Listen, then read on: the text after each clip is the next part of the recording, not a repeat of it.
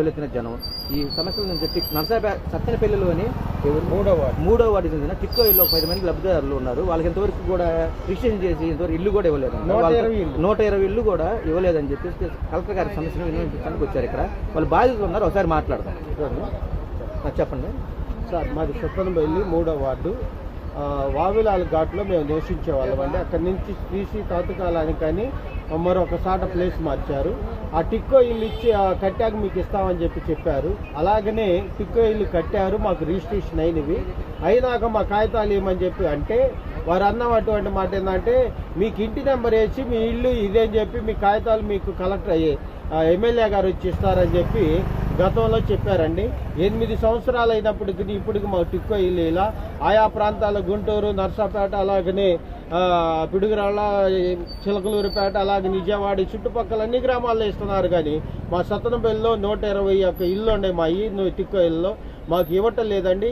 ఇప్పించవలసిందిగా అలాగనే మరి నారా చంద్రబాబు నాయుడు గారికి, అలాగనే లోకేష్ గారికి, పవన్ కళ్యాణ్ గారికి, అలాగనే మరి కలెక్టర్ గారికి విన్నవించుకున్నాం.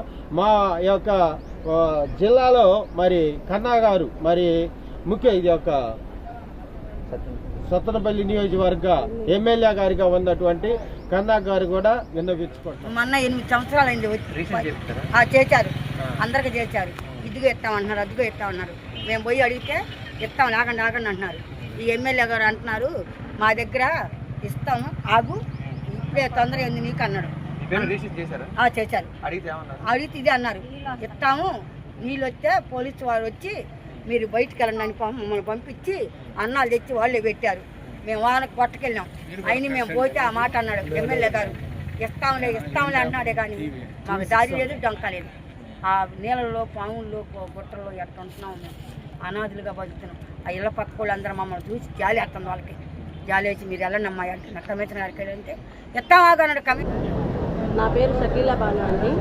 నేను లాయర్గా ప్రాక్టీస్ చేస్తున్నా బిఎంఎన్ మూర్తి గారి దగ్గర, నర్సరావుపేట ప్రకాష్ నగర్ నాది, రిజిస్టర్ ఆఫీస్ దగ్గర హౌస్. నాకు పొలం మా అమ్మగారి పేరు మీద ఉందండి. నాకు పసుపు కుంకాల కింద ఇచ్చింది. మాకు పొలం వచ్చేసి 2 ఎకరాల 22 సెంట్లు పాలపాడు రోడ్లో ఉందండి. పాలపాడు రోడ్లో పొలం ఉంటే మా వెనక గొల్లోళ్ళు అండి వాళ్ళు వచ్చేసి కబ్జా చేశారు. వాళ్ళేమో వాళ్ళల్లో 3 అన్నదమ్ములు పంచుకున్న దాంట్లో 2వ తమ్ముడు వచ్చేసి సువర్ణ కుటీర్ అతనికి అమ్మాడండి. సువర్ణ కుటీర్ అతనికి అమ్మింది వచ్చేసి 1 ఎకరం అమ్మాడు, 90 సెంట్లు, 94 సెంట్లు అట్లా. వాళ్ళు ఏం చేశారంటే నా వెనక వైపేమో సువర్ణ కుటీర్ వాళ్ళ పొలం అండి కొనుక్కుంది. ముందు వచ్చేసి మెయిన్ రోడ్డు నాదండి. వాళ్ళు నా దగ్గరకు వచ్చి మాట్లాడకుండా అక్కడికి వచ్చేసి గోడలు హద్దులు వేసేటప్పుడు నన్ను పిలవకుండా నా స్థలంలో వచ్చేసి నేను సాగుబడి చేసుకునే పొలంలో వచ్చేసి వాళ్ళు సిమెంట్ రోడ్డు వేసుకున్నారు, ప్రహరీ గోడలు కట్టుకున్నారు, ఆర్చి ఒకటి పెద్దది కట్టారండి సువర్ణ కుటీర్ వాళ్ళు. ఇది కట్టి కూడా 2020లో అండి, కోవిడ్ టైంలో కట్టారు. అప్పట్లో 2020 నుంచి నేను గుంటూరులో జిల్లా కలెక్టర్ గారి దగ్గర తిరుగుతున్నాను.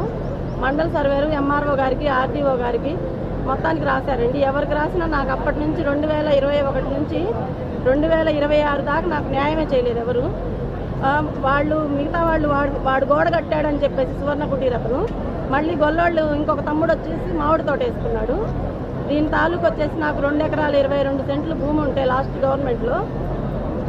గవర్నమెంట్లో వచ్చేసి సచివాలయంలో విఆర్ఓ, విలేజ్ సర్వేరు వీళ్ళందరూ కుమ్మక్కయ్యి, ప్రెసిడెంట్, ఆ ఊరి ప్రెసిడెంట్ కుమ్మక్కయ్యి నాది 80 సెంట్లు కాజేసి 1 ఎకరం 43 సెంట్లు అని లాస్ట్ గవర్నమెంట్లో రాశారు.